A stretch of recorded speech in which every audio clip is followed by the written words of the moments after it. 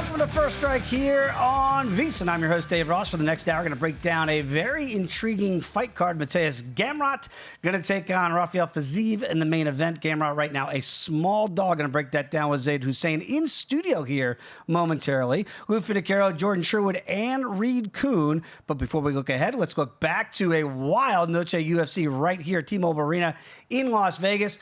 Conspiracy theorist. I do not believe there was some sort of fix-in for the bad 10-8. We all saw it. It was terrible judging. It should not have been a 10-8 in the fifth round, but mistakes happen in MMA. But that 10-8 round given to Alexa Grasso in that fifth and final round made it a split draw between the Bullet, Valentina Shevchenko, and Alexa Grasso.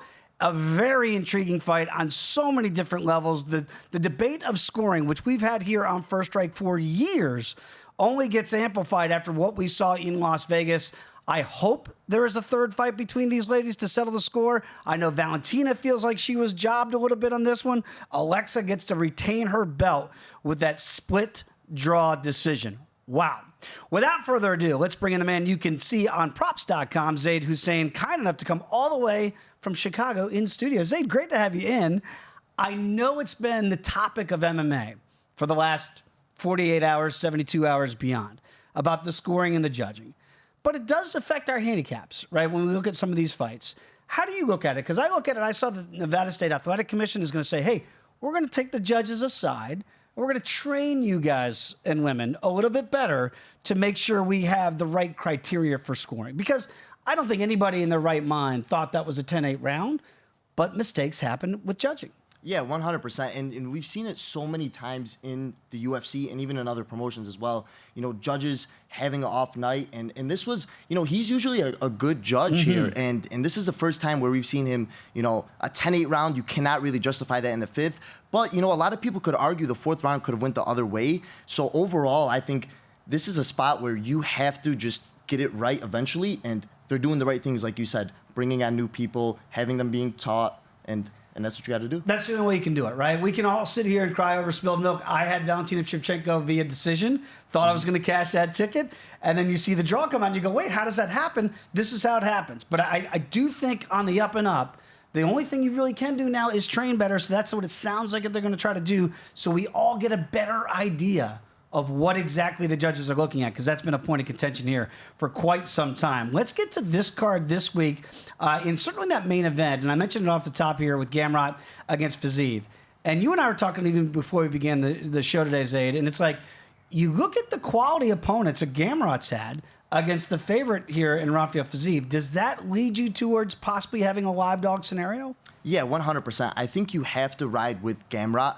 Overall, Gamrot's never been finished in his career, and that's something to point out. When you have 24 professional fights and you haven't been finished, it shows you how durable he really is. And when you look at his wrestling and the timing that he has, this is arguably, it's not even a question how tough of a wrestler he is that Fiziev has faced in his career. So this is the toughest test to date for his wrestling side.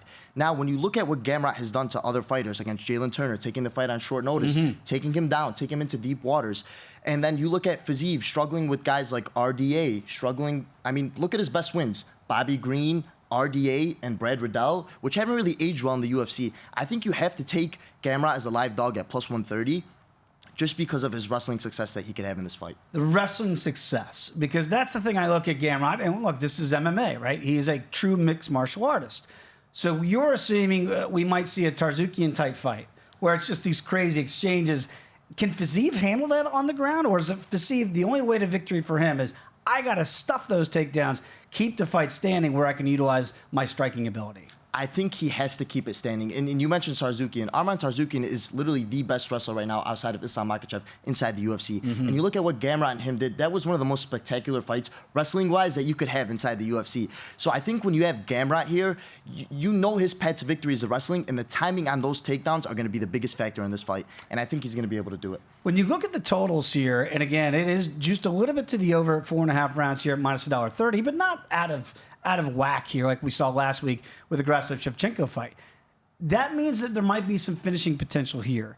Would you dabble into some of those sub prices for Gamrot at plus 550, KO, TKO, DQ is 8-1 to win via decision plus 285? Or do you just say, no, I'm already getting plus money. I don't want to get too cute with it?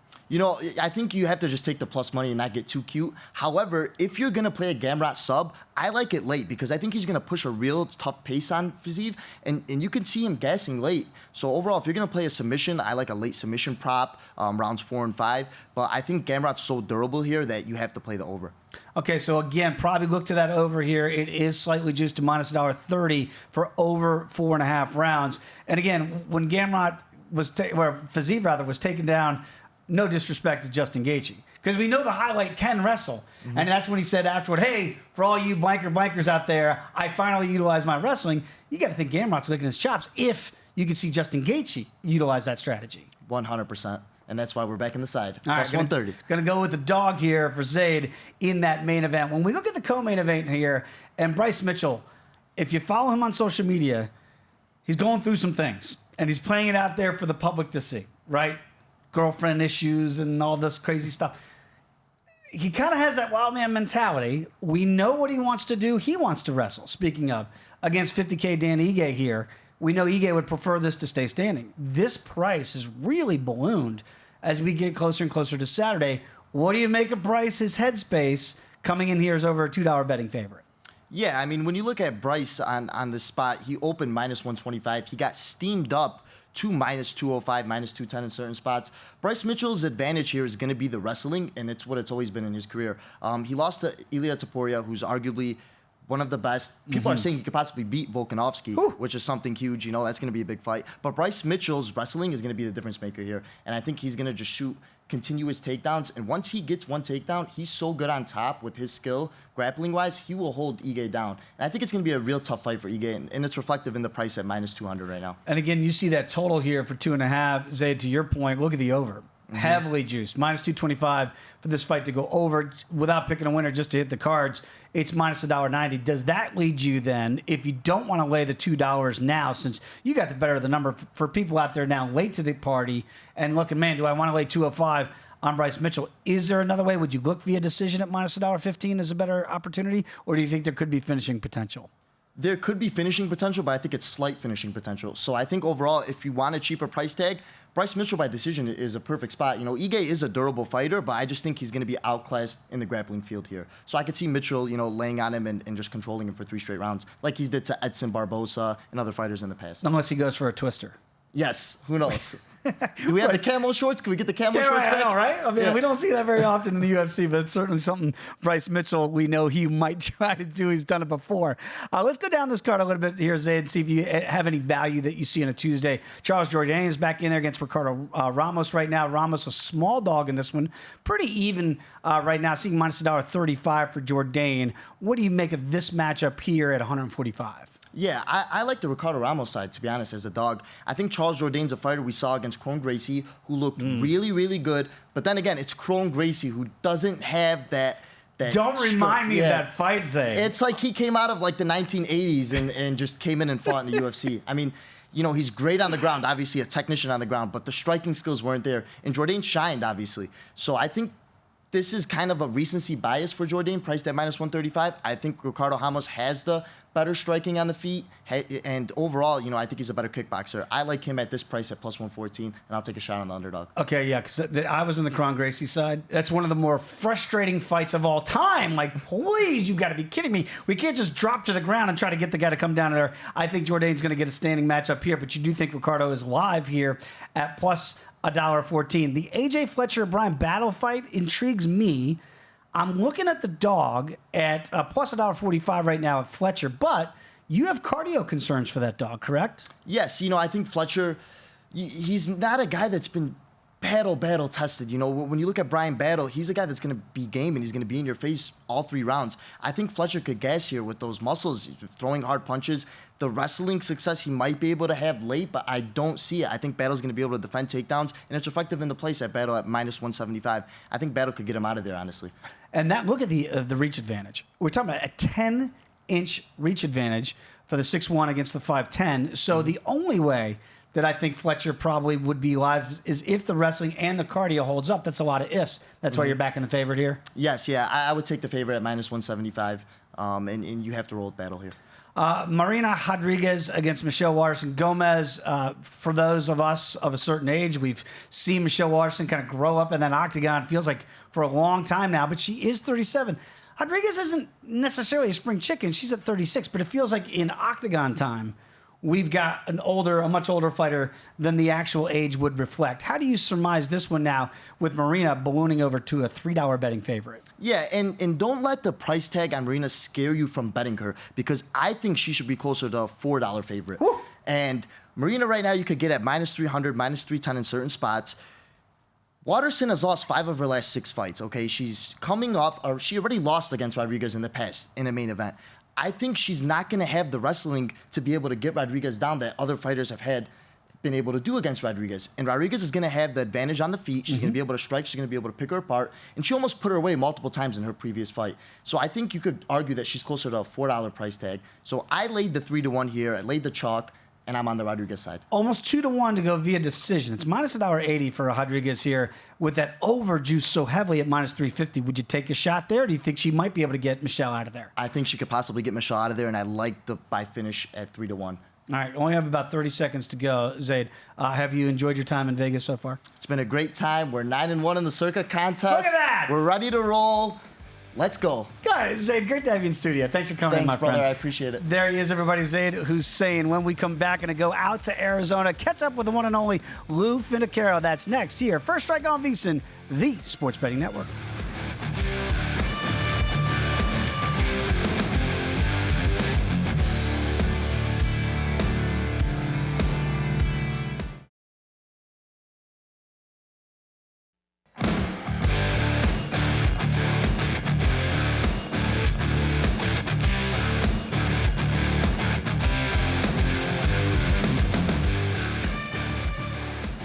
DraftKings Sportsbook is giving you plenty of ways to bet the UFC. Just download the DraftKings Sportsbook app. You're going to be able to bet on more than just the main event. DraftKings has great odds on fight lines, total rounds, and features for all MMA events. Eligibility restrictions do apply. See DraftKings.com/sportsbook for all the terms and conditions. Back here on First Strike in Las Vegas.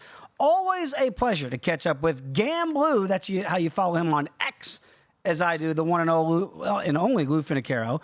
And when Lou is not on the show, we get a lot of, like, where's Lou? Where's Lou? Kansas City, Lou. You were out of town last week, right? How was KC? KC, to me, is one of the greatest cities in America, Dave. If they didn't have winter, I'd live in Kansas City. I really mean it. It's a great place. The barbecue's super. My mom lives there. I had to go she's 85. She's having back surgery. I just had to go check things out, make sure everything's on the up and up. But she's doing great. I was sorry to miss, but I'm happy to be back. I would just tell you this. I know Mom is watching right now. She's going to put the prayer words up for Mrs. Finocchiaro. Make sure Mom Finocchiaro is doing just fine. Lou, great to have you back. As always, my friend. Let's get right to the main event here. And again, when I look at the Charles Jourdain, and again, I'm trying to get that Kron Gracie fight out of my memory, one of the worst fights that we've seen in quite some time. Now against Rafael Ramos in this one, and we got Ramos here as a small dog. What do you make of Jourdain now coming off that win against Kron? Well, I'm not going to hold that win against him because it wasn't he that made the fight awkward. It was Kron and his singular dimension BJJ, of which is great, but in whether he belongs in the mixed martial arts world, we're now past that. In this fight, I think what we're going to get is Jourdain's going to have someone there that's going to acquiesce him in that. We're going to have a stand-up striking battle, I believe, with Ramos here. And I think they're two evenly matched guys. Interestingly enough, it looks like the favorites switched slightly since openers. I don't know what to make of that, except that I think I do lean to Jourdain. He's been the more active fighter, and it's Ramos that's been off for a year and a half or so. I'm going to correct myself. Ricardo Lucas Ramos in this one. So he is now, as you mentioned, flipped to being the dog side here.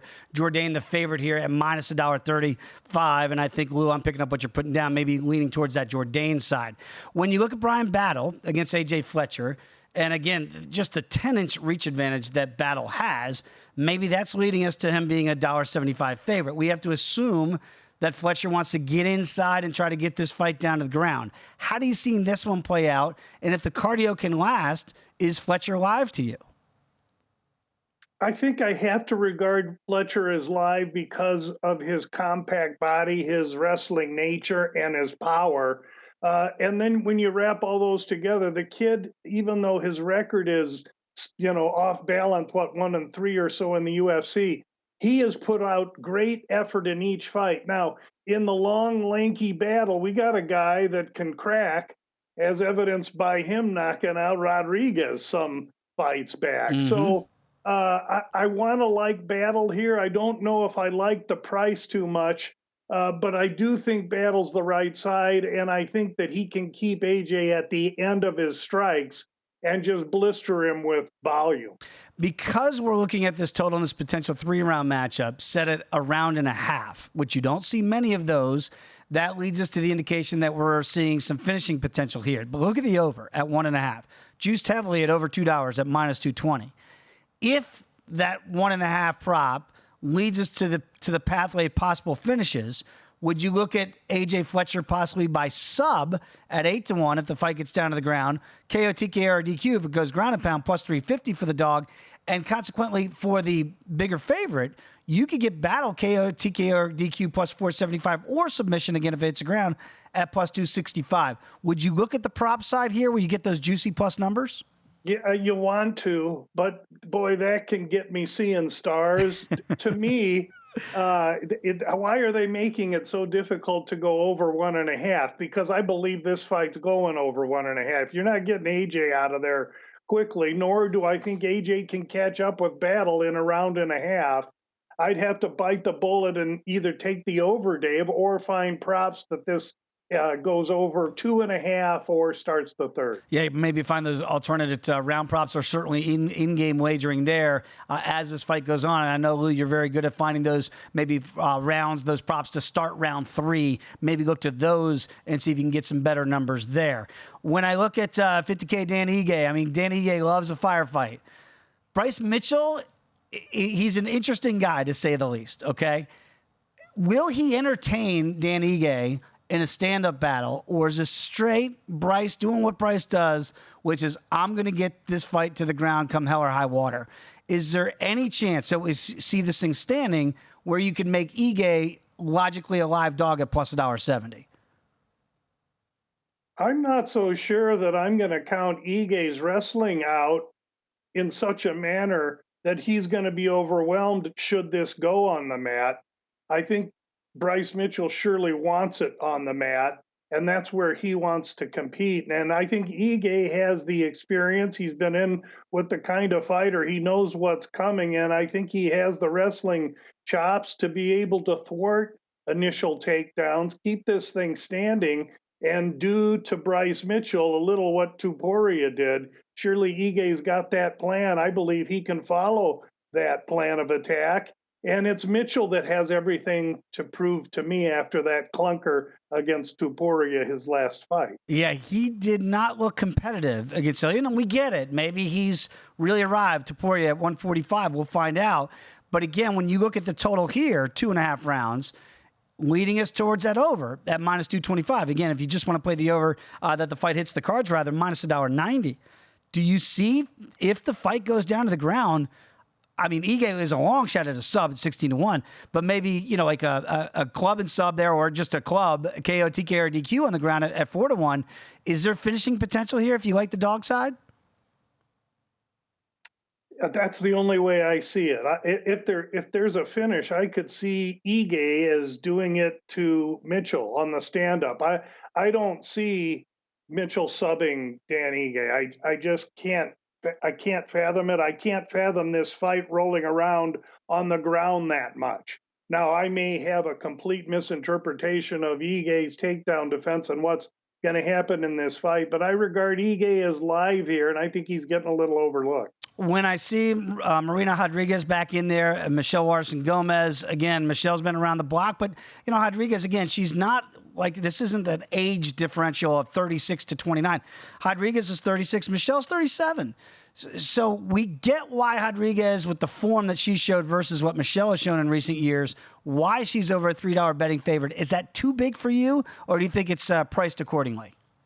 I think it's not priced appropriately. Marina Rodriguez should be 700. The hottie is a gal that you want to take to the movies, no question, and she's as cute as a button. However, in this fight, Marina Rodriguez's size, her length, and her striking are just made for Watterson to walk in and take a beating. Now, Watterson's plenty tough, and she's going to have to be, because she's going to get shredded in this fight. This is all Marina Rodriguez. And 310, I'd say go ahead, use her in parlays and such. And I may even look at something inside the distance with Rodriguez, because I do believe that she has that kind of ability.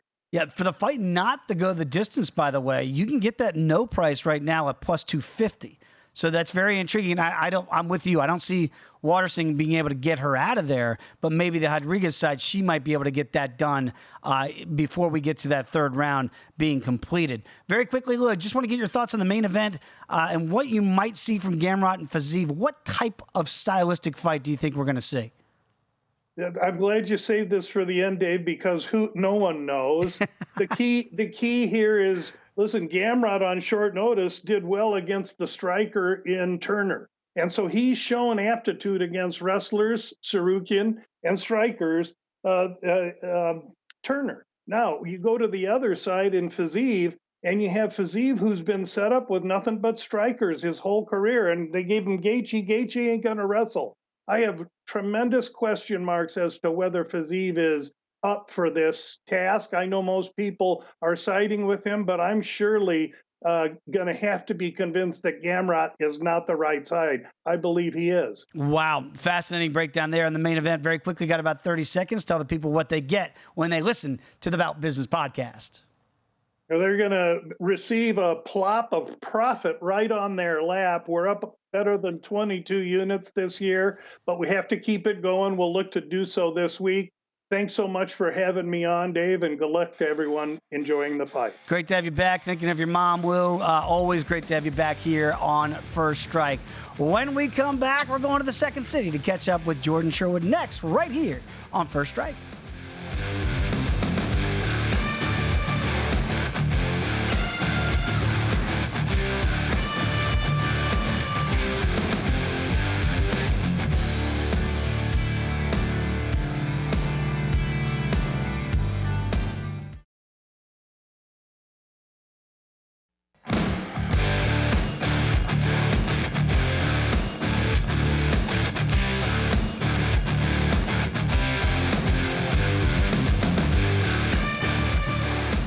Start your morning with VSiN Daily Morning Bets. Josh Applebaum gives you every piece of info you need to be ready for betting the day's biggest games in just 15 minutes.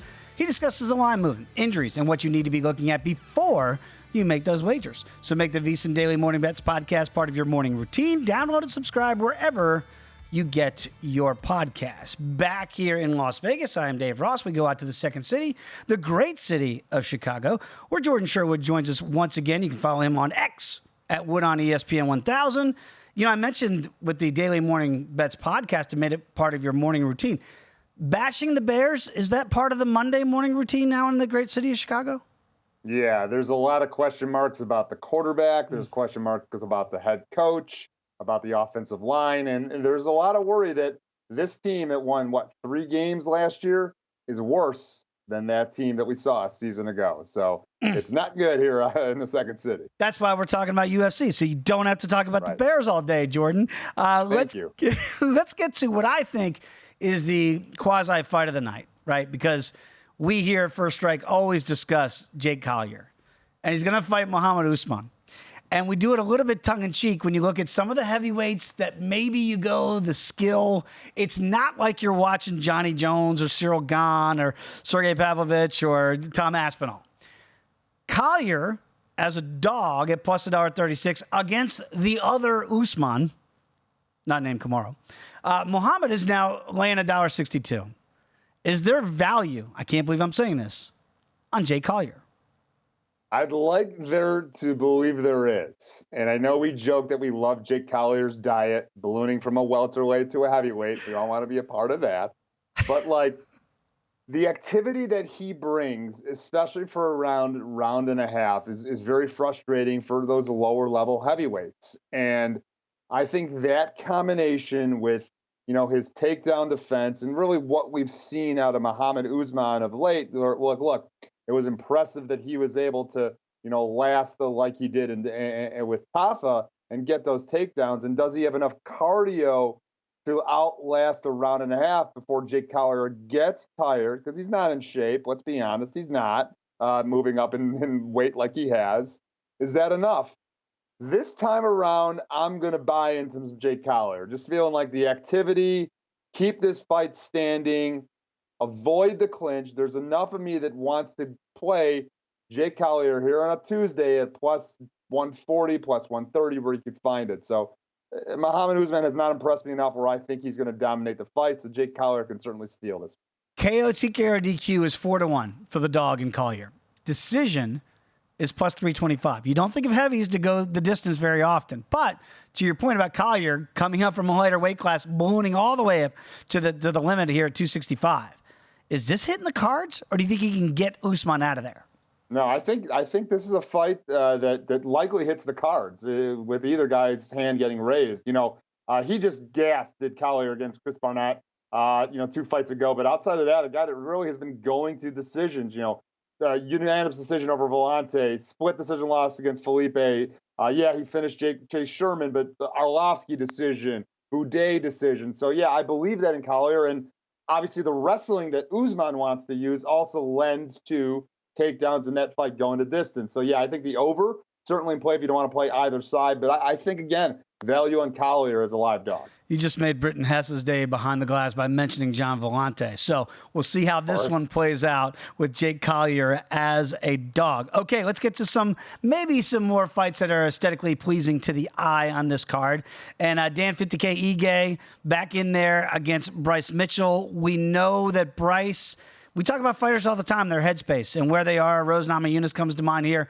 Bryce Mitchell's put a lot of stuff out there on social media with what's going on in his world, and now you got to back him as a $2 favorite. You don't, Jordan, but some will. What do you make of Bryce the wrestler against Ige the striker? Yeah, I mean, look, obviously up until the fight against Ilia Topuria, everybody was on Bryce Mitchell and thought that he was the next big thing in this division. But then he ran to a guy that's very well rounded, Topuria, and obviously Topuria is going to probably be fighting for a championship. Against Dan Ige, look, a guy that I think is well-versed on the ground, is going to have the advantage over Bryce Mitchell on the feet, especially with his boxing, some of the best that we have in the featherweight division. And I think a guy that's experienced going 5 rounds is obviously a 3-round fight, a guy that's, hits with a lot of power. Bryce Mitchell coming off the loss where he was finished. And if he's not able to get this fight to the ground, and if he does, like, Ige's a black belt in Brazilian Jiu-Jitsu. I know there's probably differences between the two skill sets.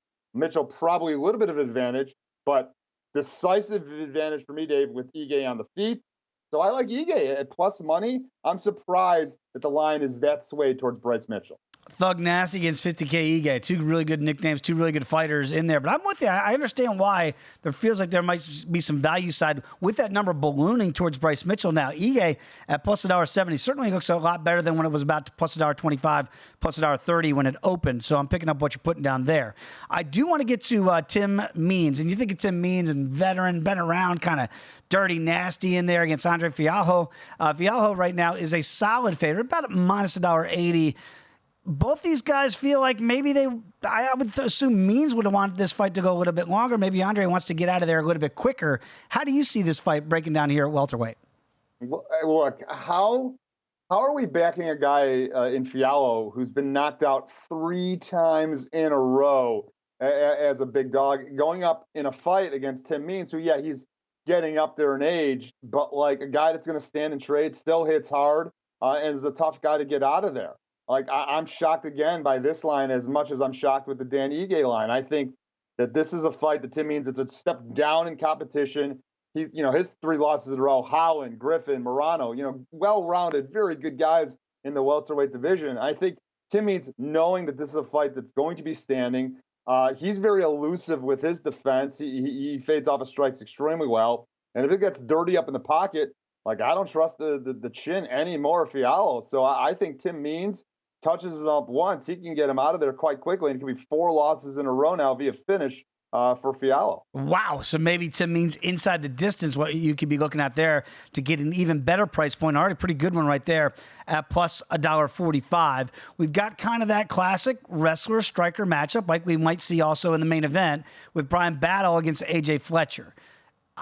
When you look at a guy with a 10-inch reach disadvantage in Fletcher, it's hard for me to see any avenue of approach where he says, I'll be okay exchanging on the feet with a guy like Brian Battle. So you got to think Fletcher wants to get this down to the ground. If that doesn't happen, is this one-way traffic for Brian Battle? Yeah, look, I think Brian Battle came out of the Ultimate Fighter, obviously high credentials, looked impressive, and I think in his UFC debut, stumbled in his second sophomore appearance, and then looked fantastic, obviously. When you're fighting a guy that's running at you face first with his hands down, you're going to look good. But I think Brian Battle can be special. A guy that is a very good athlete, can keep this fight standing, take advantage of that reach advantage against AJ Fletcher. As you alluded to, Dave, yes, Fletcher, if he gets this fight to the ground, he's going to have an advantage and be able to take this into the deeper waters. Maybe we'll question Brian Battle's cardio and his ability to go deeper into fights. But I think Brian Battle is a special talent. He's got knockout power and the ability to keep this fight standing. But I will trend this. It's at $2 right now, I believe, the last I checked. Mm-hmm. If it sways a little bit more towards Battle, that's probably a stay away. Not a play on Fletcher, but just a stay away for me, just because I don't think Battle should be that significant of a favor, especially with a guy like AJ Fletcher that can take this fight to the ground and get an advantage. Yeah, again, great point there. That it might get outpriced for you if this keeps going north of $2, where it is right now for Brian Battle. When you look at the main event here, Mateusz Gamrot is a small dog against Rafael Fiziev. And Fiziev, he was over a $2 betting favorite against Justin Gaethje, right? And we saw Gaethje get a takedown. I think maybe Justin did that just so everybody like me would stop talking about why doesn't he ever wrestle. We know Gamrot wants to wrestle here. How do you see the main event playing out? And do you think it's a long night in the office here for potentially 5 rounds for these lightweights?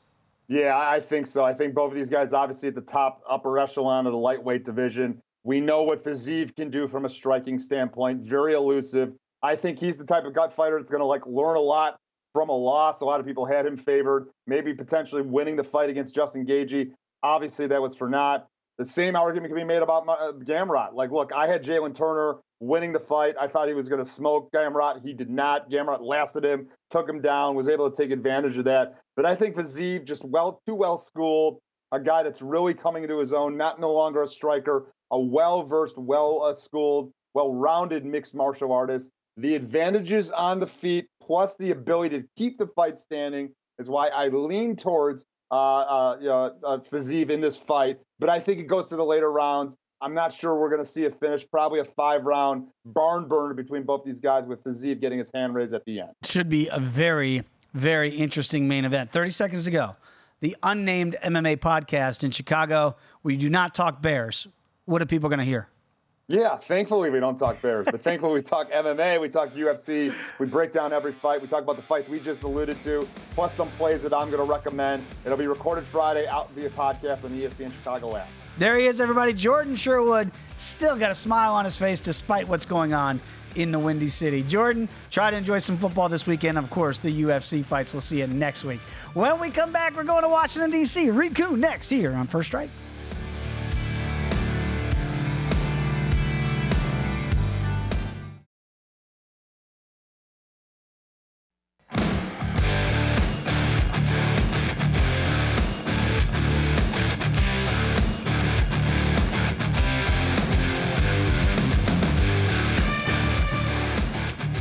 We roll on this edition of First Strike. Dave Ross here in Las Vegas, going out to Washington, D.C., the nation's capital. Catch up with our guy, Reed Kuhn. You can follow him on X at Fightnomics. He is the author of a book of the same name. Reed, we have to start off today with an injury update.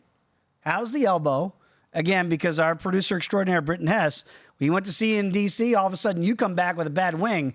We don't know if there was any grappling exchange. How are you feeling? It was not an armbar. My record is clean on submissions. But yeah, I'm just rehabbing like a typical guy my age. Yeah, I know the feeling. I have to rehab every day when I wake up. Let's get to this fight card here because, Reed, when you look at the main event, I am really intrigued stylistically about what we might see from Rafael Fiziev against Mateusz Gamrot here. And when you look at Gamrot, I think the Tarzukian fight is the one that really stands out, right? It was just for an MMA aficionado like yourself and for really hardcore fans of the sport, it was a grappler's delight, right? The exchanges on the ground were fantastic.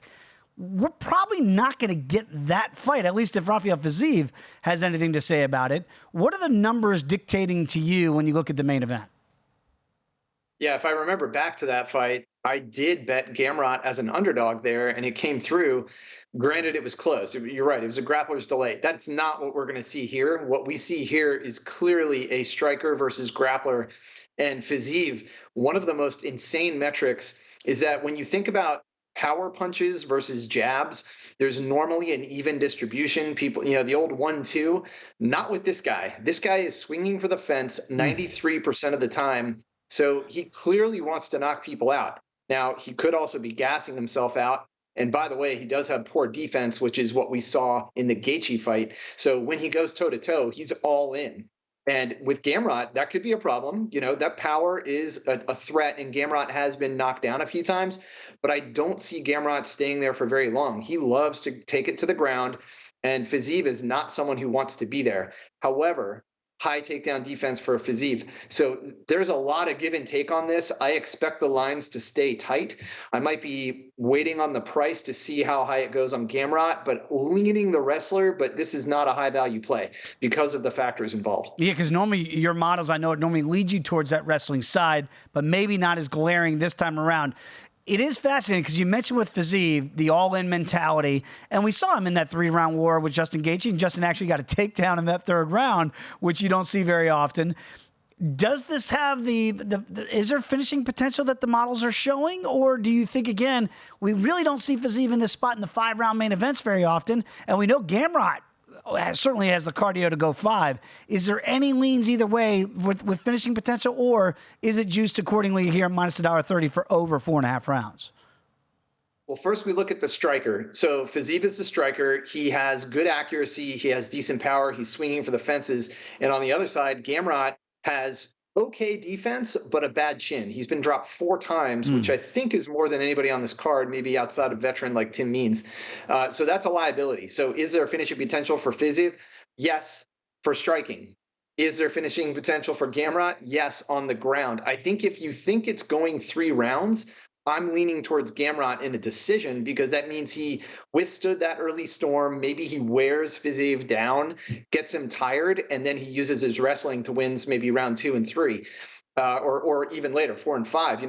I think he has the tank to win later, the back half. Maybe this is also a live betting opportunity. If he's losing early, Gamrot, and he's getting hit, maybe he comes back late, and that's where we see his best skills because Fiziev empties the tank trying to swing for the fences. So there's a lot going on here. I don't know if I'm going to have a really strong opinion one way or the other, but value-wise, upset money, plus money on wrestlers in this type of situation is the safer play for me. Otherwise, you're banking on Fiziev to do something that not many people have done, which is really just exploit Gamrot on the feet. Got to tell you, you just picked up exactly what I was going to put down as far as the live betting opportunity. You're a great follower on X for many reasons, but also for that, because you can, if Gamrot were to lose, say, the 1st round, but you could see maybe later on Fiziev starting to gas a little bit, and that real wrestling really takes over. Could be some really good, juicy opportunities for those numbers game in there in the live betting market for sure as well.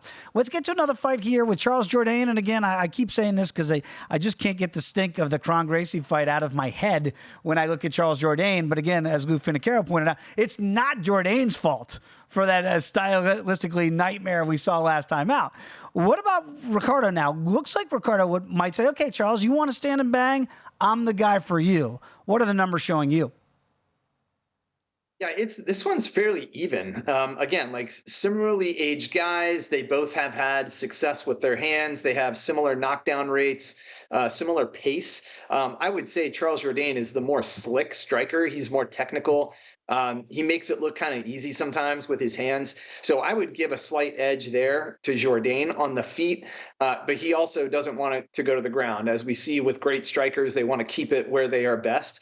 And so Ramos is definitely the one that is more likely to initiate takedowns. He does have better ground control.